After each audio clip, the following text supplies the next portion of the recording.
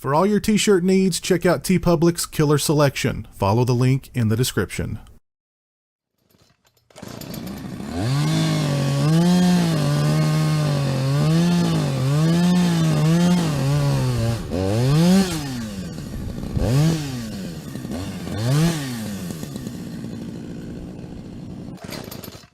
Hey, what's up, people? Piz Al here, and today I want to talk to you guys about the new Umbrella Entertainment Blu-ray release for 1985's Silver Bullet. Now, this is mostly going to be a review of this Blu-ray release. A few months ago, I did a full in-depth review of the movie as part of my review request series, so go check out that video for a full in-depth review of Silver Bullet. And now, while I'm going to talk mostly about the Blu-ray in this video, I would be completely remiss if I didn't talk at least a little bit about the film and why Silver Bullet is so special to horror movie fans, especially around my age, and why there was such a buzz when Umbrella Entertainment announced that they were releasing this Blu-ray. There were a lot of people who were really excited to finally get Silver Bullet on Blu-ray, and I was definitely among them. Silver Bullet, for me, it's a flawed movie. It's got its fair share of flaws, but it's a movie with a lot of heart. It's very much like a Stephen King adaptation in that you have the small town setting, the small town characters, the characters that have a lot of issues. Of course, you've got the Gary Busey uncle who is an alcoholic. You've got Marty, played by Corey Haim, who is paralyzed, and he deals with, being different from all the other kids in town. You've got his sister, who just feels like she's got this huge burden on her back to look after her brother.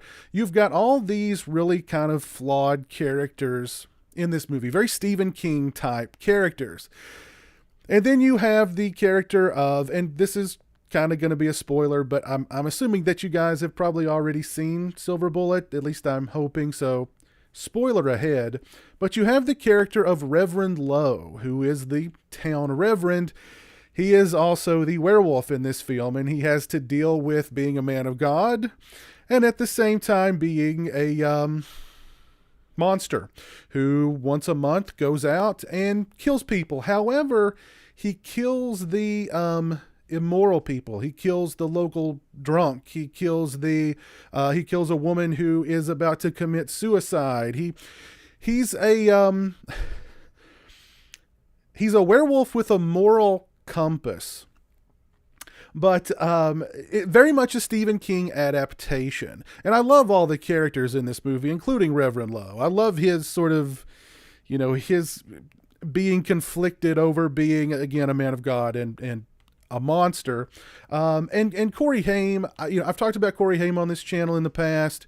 I was a huge Corey Haim fan growing up. I loved The Lost Boys. I loved License to Drive. I was a big Corey Haim guy. And of course, having Corey Haim in this movie, that was a plus for me. He's very much he very much, I think, encapsulates, at least the young Corey Haim, he encapsulated that sort of, I'm not sure how to put my finger out, but he was very, as a kid, I think you could definitely identify with him in a lot of movies. There was just something about him. I'm not sure how to properly describe it. But great cast in this movie, all around, phenomenal cast. Of course, Gary Busey, Corey Haim, Everett McGill, Terry O'Quinn, Lawrence Tierney, fantastic cast in this movie. And really my really only qualm with the movie is the werewolf itself, the way it looks, the werebear, in that it looks far more like a bear than a werewolf. And actually on this Blu-ray, the special effects guys talk about how, they'd seen American Werewolf in London and they'd seen The Howling, and they were like, those are great effects, but we don't want to copy those. And I was kind of thinking, maybe you should have. Because the werebear isn't that intimidating. He's not that scary. But really, that's my only qualm with Silver Bullet. Like I said, it's got some flaws, but I think it's got a huge heart, and it's it's very much a Stephen King adaptation. And I've always had a really soft spot for Silver Bullet. I've always liked this movie a lot. If you're a fan of Silver Bullet, you absolutely want to look into picking up this Blu-ray from Umbrella Entertainment. If you've never seen Silver Bullet, sorry, I just spoiled something for you. But if you've not seen Silver Bullet, this Blu-ray would be a fantastic way to introduce yourself to the film. This is an all-region Blu-ray. On the back of it, it says it's region B locked. I assure you, it's all region. It will play in any Blu-ray player in any region A, B, C, whatever. This Blu-ray will play in your Blu-ray player. Do not mind the fact that on the back of it, it says region B. As far as the picture quality and sound quality on this release, the picture quality looked pretty darn good. There were some moments during the darker sequences that looked very grainy, very rough, but overall the movie looked really good. I thought the picture quality was really good. I would give it probably a 3.5 out of 5 as far as the picture quality is concerned. As far as the audio quality, fantastic. 4 out of 5 for the audio quality. As far as extras are concerned, first up, we've got Dino's Angel Takes on Lycanthropy. Martha De Laurentiis remembers Silver Bullet. It's 25 minutes and 34 seconds. It's an interview with Ms. De Laurentiis in which she discusses her early career, first as a bookkeeper, then as a casting assistant on films like Wolfen, and then finally meeting Dilo De Laurentiis on Amityville 2. She discusses working on other Stephen King adaptations such as Firestarter, Cat's Eye, and The Dead Zone. For Dino De Laurentiis, she discusses Stephen King's adaptation of his own novella for Silver Bullet and how King expanded on the novella for the screenplay. She discusses both Mark Lester and Don Coscarelli being considered to direct Silver Bullet, particularly Don Coscarelli, who De Laurentiis also wanted to direct Conan 2 before eventually Dan Attias was brought in to direct Silver Bullet. I did not know that Don Coscarelli was at one point slated to direct Silver Bullet. I did not know that. She also discusses the werewolf effects in the film, the wolf suit, the mechanized head, etc. She discusses the cast, mostly Corey Haim. Very nice interview with Ms. De Laurentiis. A lot of information in here about Silver Bullet. Of course, a couple of things I had no idea about Silver Bullet before watching this extra, particularly that Don Coscarelli was set to direct the film at one point. Next up, we have The Wolf Within, an interview with Everett McGill at 16 minutes and 16 seconds in length. McGill discusses his close relationship with Dino De Laurentiis and being cast in the film. McGill at first didn't want to perform as the wolf in the wolf suit. He just wanted to play Reverend Lowe, the human, and let somebody else do the duty in the wolf suit because they filmed in North Carolina. It was very hot. The suit was very hot. Yeah, but eventually he was talked into doing both. He discusses how hot the wolf suit was and how the servos in the head would grind into his face because there wasn't very much room in the head for his face, and there were all these servos when the wolf would blink or the wolf would snarl or whatever, and the servos would grind into his face when it would do those things. Ouch.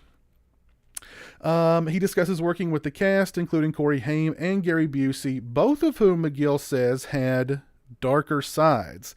He didn't go into any detail regarding Corey Haim, but he did say that there was a kind of a dark side to Corey Haim, even as a kid, and in light of some of the information that we've learned lately, I think we can probably understand why there was a darker side to Corey Haim, unfortunately.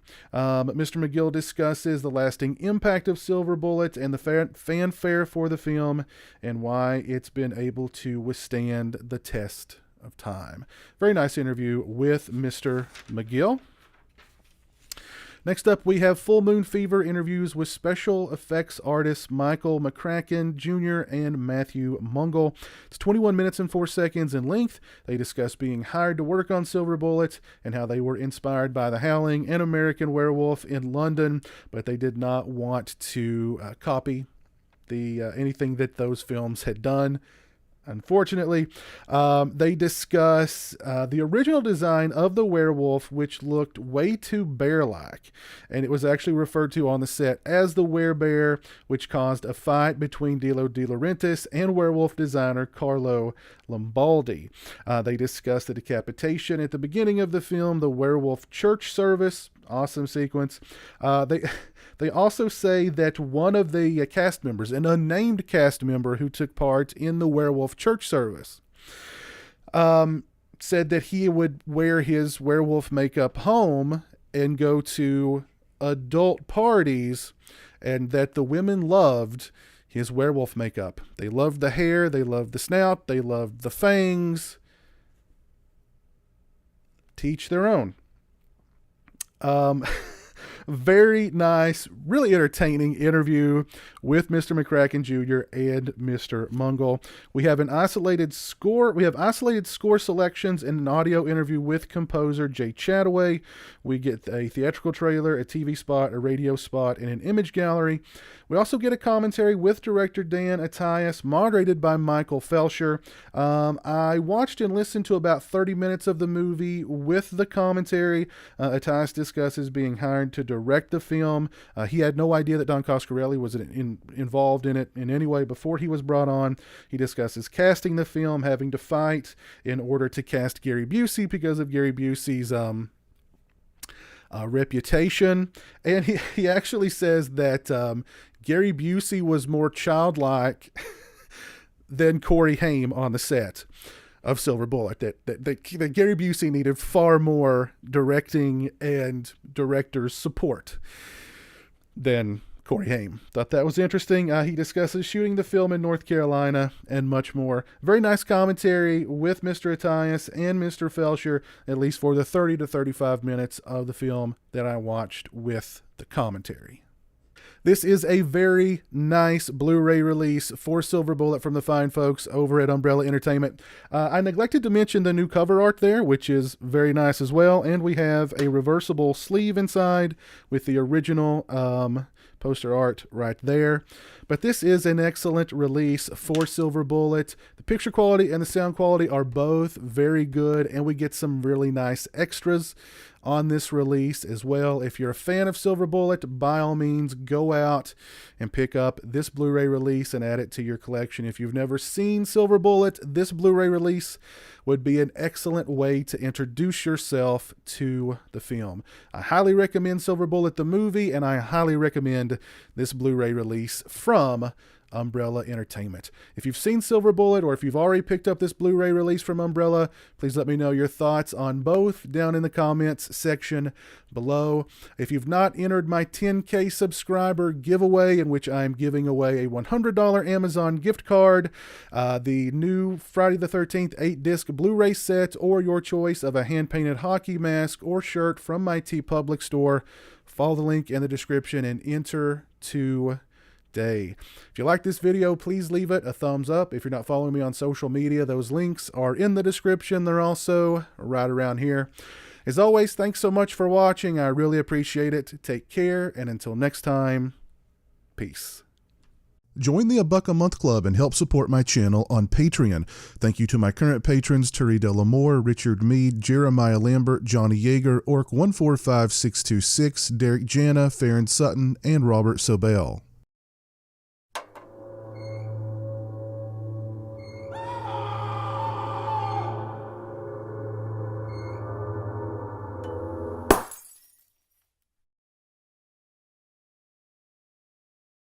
Say hello to the internet, Jeremy.